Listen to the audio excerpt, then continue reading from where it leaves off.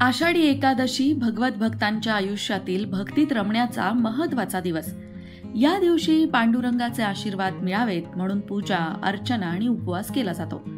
खरं तर आषाढी एकादशीला सर्व भाविक भक्तांचा उपवास असतो. कुणीही असं नसतं की ज्यांना उपवास नाही. म्हणूनच आज आपण एकादशी म्हणजे काय, ती कशी करावी, एकादशीचा उपवास कसा करावा, हे सगळं आध्यात्मिक दृष्टीने समजून घेणार आहोत. पण त्याआधी चॅनलला सबस्क्राईब नक्की करा. उपवास म्हणजे देवाच्या जवळ राहणं. उप म्हणजे जवळ आणि वास म्हणजे राहणं. हा उपवासाचा खरा अर्थ आहे. उपवास करणं म्हणजे फक्त उपाशी राहणं नाही. आपण काय करतो? दिवसभर उपवास करतो. उपवासाच्या नावाने भात, भाकरी, पोळी, भाज्या खात नाही. थोडक्यात रोजचं जेवण जेवत नाही, पण फराळाच्या नावाखाली अगदी दिवसभर चरत असतो.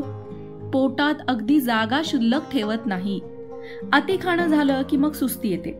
मग देवाचं नाव कसं घेणार? आठवणारच नाही. आणि मग उपवासाच्या दिवशी देवाच्या जवळ जाणं तर राहू द्या, देवापासून दूरच आपण जात राहतो.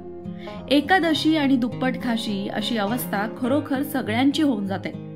म्हणूनच एकादशीचा खरा गूढार्थ समजून घेण्यासाठीच आजच्या या व्हिडिओचा खटाटोप आहे. एकादशीचा अर्थ असा आहे की आपली 5 ज्ञानेंद्रिय, 5 कर्मेंद्रिय तसंच एक मन मिळून 11 अर्थात एकादश यांना एकत्र करून एकाच दिशेकडे म्हणजे आत्मस्वरूपाकडे, ईश्वराकडे वळवणे म्हणजे एकादशीचा उपवास करणे. आत्मरूपी पांडुरंगाजवळ राहणे म्हणजे उपवास करणे. संतांनी वर्णन केलंच आहे, देह ही पंढरी, आत्मा पांडुरंग. मग आपण एकादशीला कोणत्या पद्धतीने उपवास केला पाहिजे? उपवासाच्या दिवशी आपलं मन शांत राहण्यासाठी फराळ हा अगदी अल्प प्रमाणात असावा. अति खाणं नसावं. तसंच उपवाशी सुद्धा राहू नये. ज्ञानेश्वर माऊलींनी सुद्धा हे ज्ञानेश्वरीत सांगितलं आहे.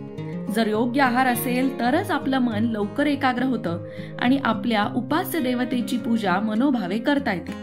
किंवा ज्यांना आत्मज्ञान झालं आहे, आत्मदर्शन झालं आहे, त्यांना अनुसंधान साधणं सोपं जातं. म्हणून एकादशी किंवा कोणताही उपवास करताना आपली कर्मेंद्रिय आणि ज्ञानेंद्रिय तसंच मन एकत्र करून उपास्य देवतेच्या चरणांकडे लावावे म्हणजे उपवास केल्याचं पुण्य आपल्याला मिळतं. वारकरी संप्रदायात एक महत्वाचा नियम आहे. एकादशीचा उपवास करताना म्हणतात, धरायला दशमी, करायला एकादशी आणि सोडवायला द्वादशी. याचा गूढार्थ सुद्धा हाच आहे की धरायला दशमी म्हणजे 5 ज्ञानेंद्रिय अधिक 5 कर्मेंद्रिय 10 म्हणजे दशमी.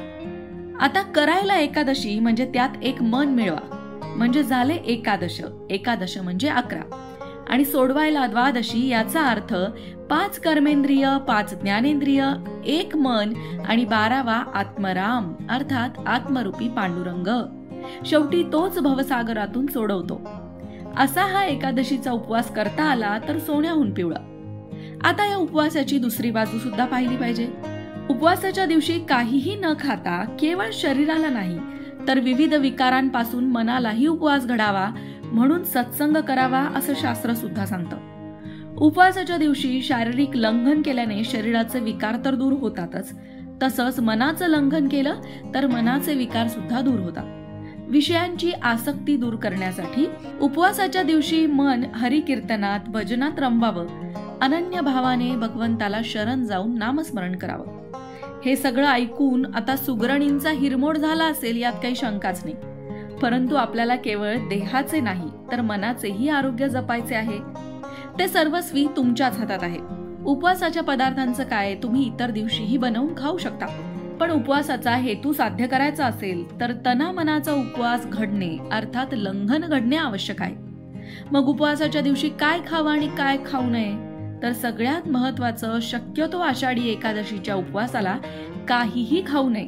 पण प्रत्येकाची शरीर प्रकृती वेगळी असते, त्यामुळे ज्याला जसं झेपेल आणि तसा अल्प आहार घ्यावा. शक्यतो साबुदाणा खिचडी, तेलकट, तुपकट, तळलेलं हे पदार्थ खाऊ नयेत. फळं खावीत किंवा दूध घ्यावं.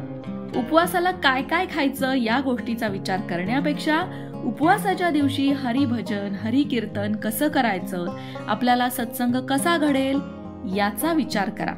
कारण उपवासाचा खरा अर्थ तोच आहे. यंदाच्या एकादशीला तना मनाला उपवास घडूया आणि विठ्ठल रुक्माईचं नाव घेऊया.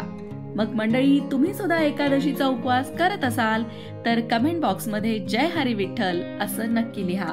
आषाढाच्या शुक्ल पक्षात येणाऱ्या एकादशीला आषाढी एकादशी म्हणतात. त्याचबरोबर याच एकादशीला देवशयनी एकादशी, देवपोधी एकादशी, महा एकादशी, हरिशयन एकादशी अशा अनेक नावांनी ओळखलं जातं. या एकादशीचं व्रत भगवान श्रीहरी विष्णूंना समर्पित आहे.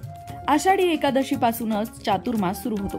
त्यामुळे या दिवसापासून पुढचे 4 महिने कोणतंही शुभ कार्य केलं जात नाही, कारण भगवान श्रीहरी विष्णू हे 4 महिने योग निद्रेमध्ये असतात अशी मान्यता आहे. या दिवशी भगवान विष्णूंची पूजा मात्र नक्की केली जाते. त्यामुळे इच्छित फळाची प्राप्ती होते. या दिवशी दानधर्म करण्याचं सुद्धा एक वेगळंच महत्व आहे. आषाढी एकादशीच्या दिवशी काही नियम आहेत ज्यांचं पालन करणं सुद्धा आवश्यक आहे.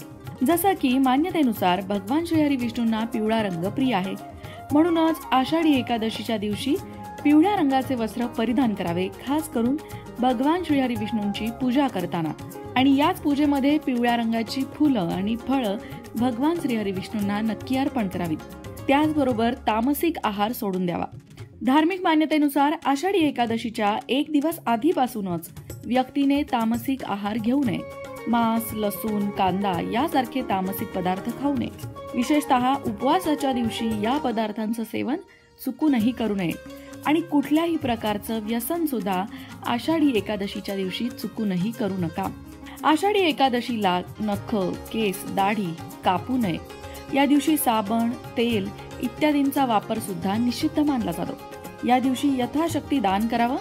दान केल्याने भगवान श्रीहरी विष्णूंची कृपा आपल्यावर होते. आषाढी एकादशीच्या दिवशी भगवान श्रीहरी विष्णूंची पूजा केल्याने आपलं मन शुद्ध होतं, मानसिक विकार दूर होतात. एकादशीच्या व्रतामुळे मन आणि जीवनातील सर्व प्रकारच्या अशांतता दूर होतात आणि मनामध्ये आनंद भरतो, मनाला शांती मिळते. आषाढी एकादशीचं व्रत हे सिद्धी देणारं व्रत आहे. हे व्रत केल्याने माणसाला मोक्षही प्राप्त होतो. हे व्रत केल्याने भगवान श्रीहरी विष्णू प्रसन्न तर होतातच, पण मनोकामना पूर्ती सुद्धा करतात. आषाढी एकादशीची व्रतकथा जरी ऐकली तरी सुद्धा आपली संकट आणि पाप नष्ट होतात असं म्हटलं जातं. आता ज्यांना धनप्राप्तीची इच्छा असेल त्यांनी आषाढी एकादशीच्या दिवशी भगवान विष्णूंसोबत माता लक्ष्मीची पूजा सुद्धा अवश्य करावी. आषाढी एकादशीच्या दिवशी पाळायचे काही नियम म्हणजे आषाढी एकादशीला चुकूनही खोटं बोलू नका. खरं तर एरवी सुद्धा खोटं बोलायलाच नको, पण त्यातही आषाढी एकादशीच्या दिवशी हे पाप तुमच्या हातून होणार नाही याची काळजी घ्या, कारण आषाढी एकादशीचं महत्त्वच तसं आहे. एका आख्यायिकेनुसार एका राजाच्या राज्यात पावसाअभावी दुष्काळ पडला होता. त्याचे लोक त्रस्त झाले होते. जेवणाची समस्या होती. त्यानंतर राजाने प्रजेसह देवशयनी एकादशीचं अर्थात आषाढी एकादशीचं व्रत केलं आणि भगवान श्रीहरी विष्णूंची पूजा केली. त्यानंतर भगवान श्रीहरी विष्णूंच्या कृपेने पाऊस पडला आणि दुष्काळाची समस्या दूर झाली. मित्रांनो, तुम्हीही यावर्षी आषाढी एकादशीचा उपवास करणार असाल तर या दिवशी सकाळी लवकर उठून स्नान करून स्वच्छ कपडे घाला. त्यानंतर सगळ्यात आधी तुमचं देवघर स्वच्छ करा. एक आसन बनवा. त्या आसनावर भगवान श्रीहरी विष्णूंची मूर्ती ठेवा. भगवान श्रीहरी विष्णूंची मनोभावे पूजा करा. पिवळे चंदन, पिवळे वस्त्र, पिवळी फुलं, सुपारीची पानं हे सगळं त्यांना अर्पण करा. दीप प्रज्वलित करून प्रभूंची मनोभावे प्रार्थना करा. आणि ही प्रार्थना फक्त स्वतःसाठीच नाही तर सगळ्या विश्वाचं कल्याण व्हावं यासाठी करा. जय हरी विठ्ठल. अशाच प्रकारच्या माहितीपूर्ण व्हिडिओंसाठी लोकमत भक्ती चॅनलला सबस्क्राईब करा आणि बेल आयकॉनवर सुद्धा क्लिक करा, म्हणजे आमच्या नवनवीन व्हिडिओचं नोटिफिकेशन तुम्हाला मिळत राहील. तसंच योग्य आध्यात्मिक मार्गदर्शनासाठी लोकमत भक्तीच्या फेसबुक पेजला फॉलो करायला विसरू नका.